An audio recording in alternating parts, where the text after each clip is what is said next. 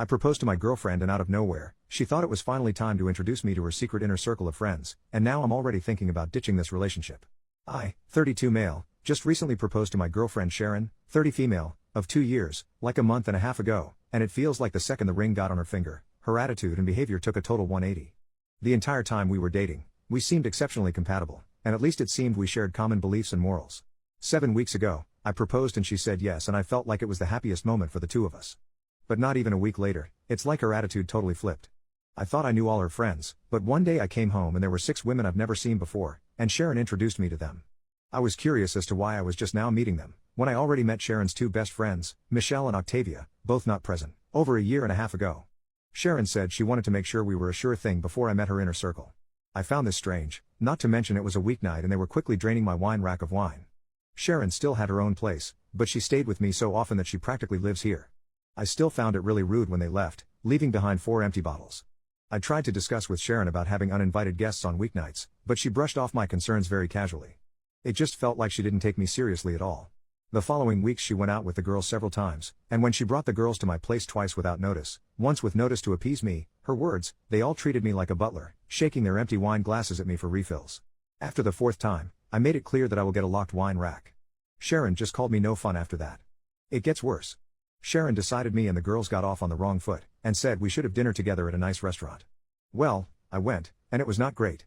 The 6 kept prodding me about my life, my house, my career, but deflected every single question I asked. It got especially bad at night when they started talking about modern relationships and jealousy, and one of them brought up some key points about relationships that I thought Sharon and I were on the same page about, specifically what ifs regarding polyamory and being friends with exes. To my shock, Sharon said we shouldn't be too hasty on such decisions, which was a total 180 to how she expressed herself on these things only a month prior, where she was vehemently against keeping ex-intimate partners in friend circles and was strictly monogamous. The worst part was when the bill arrived, Sharon announced it should be together and slid me the check. I told her she can't be serious, and we got into a bit of an argument. I ended it by putting my amount down in cash and walked out, leaving them to figure out the rest of the bill. The next days after that, Sharon kept calling me toxic and fragile, but every time I even pushed at it, she would give an apology and promise she was just stressed at work. It's nuts, we haven't even planned the wedding yet. The worst part was this Monday, when at work, I got a Nest doorbell alert, checked and saw Sharon and one of her 6 new friends arriving at my place, going in, and exiting with my golf clubs. This set was a gift from my father, and it cost a pretty penny too, so Sharon lending it out without my permission got me pissed. I immediately called Sharon and told her and her friend to return the clubs. Sharon tried to gaslight me with, "But you promised to lend the clubs to her boyfriend, remember?" I told her the club's cost would move it into a serious crime, and her friend had an hour to return them or the cops would be called.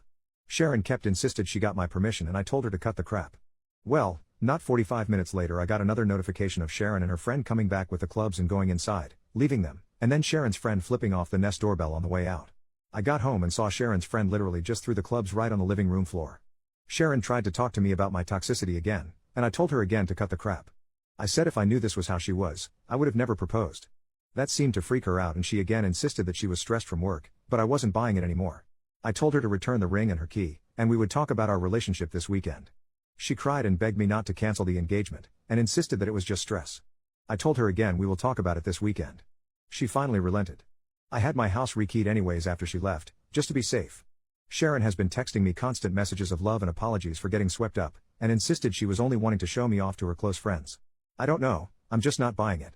The same close friends have been sending me texts daily, calling me toxic and fragile again, saying they knew I wasn't man enough for Sharon or secure enough to share her with friends. A few of my friends that knew Sharon the entire 2 years we were dating were surprised and can't believe she turned hide this quick, and that there must be something missing, or that I am leaving something out. They say I must have said something to trigger her friends to act like this, and I had to have been the jerk somewhere along the process. I dunno, it's a lot to take from all directions right now. I feel like everyone is playing a prank on me or something. Literally, how does this happen? Update 2 days later, Sharon's been gone now for an hour. The breakup is official, I have the ring back. I did talk to Michelle via Facebook and Michelle said her and Octavia were cousins of Sharon, and Michelle also said she knew the 6 and didn't care for them. Michelle didn't say much more than that. I did meet Sharon's parents, and they both seemed to like me, and the topic of Michelle and Octavia never came up around them. None of our finances were intermingled, yet, but it was planned for later this month, which won't ever happen now. I invited 3 of our mutual friends, Casey, John, and Mike, to be here when Sharon got here. Sharon showed up and was surprised to see we had company. I said they were here for both of our sakes. Sharon wanted to phone 3 of the 6 to come over to even things out and I refused, and I used the club theft as a reason. Sharon sat on the couch very dramatically and then asked if I really wanted to make this public. I outright asked why she changed so much after the engagement, and why she hid the existence of the six. Sharon then went in again about how she insulates her inner circle until a partner is vetted. I called bull crap. I met her parents. What's more inner circle than your parents? Sharon tried to deflect, but I wouldn't have it. I pointed out how for the last month, her friends dropping by cost me nearly $500 in wine, which she by the way made no attempt to reimburse. I also pointed out her trying to make me pay an 8-person dinner bill without asking me first. She again said she wanted to show how great a guy I was, and how she clearly misjudged me and was disappointed in my attitude. I then asked about the clubs. She tried gaslighting with you, totally said it was okay, remember? And I kept saying bull crap. Mike piped in. He knew the clubs were a gift from my dad and I was highly protective of them. He too called bull crap, and that's when Sharon turned her attention to Mike and John, saying, isn't he getting forgetful lately? Don't you remember when he forgot that one date? And neither of them was buying it. I finally said forget postponing the wedding or canceling the engagement, the entire relationship is going to end if she isn't going to be straight with me. Sharon made a very long exaggerated sigh. She took the ring off and dropped it on the coffee table. She got up to leave and said you're never going to find someone as good as me and to send her stuff to her apartment. She left, and Casey, John and Mike were totally stunned. All I could say was believe me now? Then we just ordered some pizza. I am still shocked and confused by her attitude.